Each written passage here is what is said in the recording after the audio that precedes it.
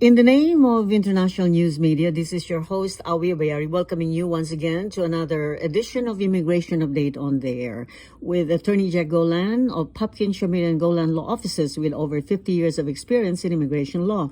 We thank you so much for joining us once again today, Attorney Golan, and I'm sure all our viewers and listeners would like to thank you for the year of community service, giving answers to questions about their immigration concerns. And of course, before we end the year, we wanted to wish you a blessed Christmas and a promising New Year. And of course, let our viewers know about the latest and what is to come for 2024, Attorney Golan. Thank you very much for your wishes, and I wish the same good news, health and prosperity to your listeners and to yourself. Thank you. Now, the news are somewhat good. Mm-hmm. The American government is realizing that there are many problems in the immigration system and is taking some steps to ameliorate or to make things easier. What this means is the government realizes that they cannot change the law. And many things that they have been doing in the past, like the DACA program, ran into a block because some judges decided that this is against the law. So now they are trying all kinds of administrative bypass or cutting corners in order to make things easier. And I'll give you a short list of some of those things. Yes. First of all, a few weeks ago, maybe 2 months ago, they declared that people from 4 or 5 countries in Central America, if they have a petition pending by family relatives, a pending petition in the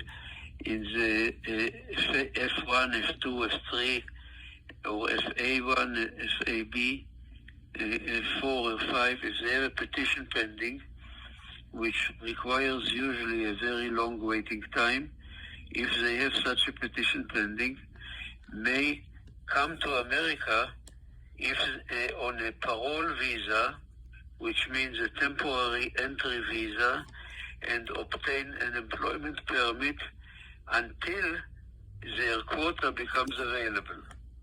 This is a very great benefit for people in those 4 or 5 countries in Central America. Just to remind you that about 23 years ago, part of the Life Act, President President Clinton permitted people with such petitions of any country, including the Philippines, of course, to come to America and wait in the United States until their visa number become available. This was a huge benefit because in practical terms, it eliminated the waiting times of all those people. This was one thing that happened about 2 months ago, 3 months ago. Second thing that happened about last month only is that all of a sudden they changed the requirement for filing the application for adjustment of status, or known also as I-485, for people in the United States in the employment categories. Instead of having to wait until visa numbers are available, which we also call the final processing date, they permit them to file the application for adjustment of status as soon as a filing cutoff date is published.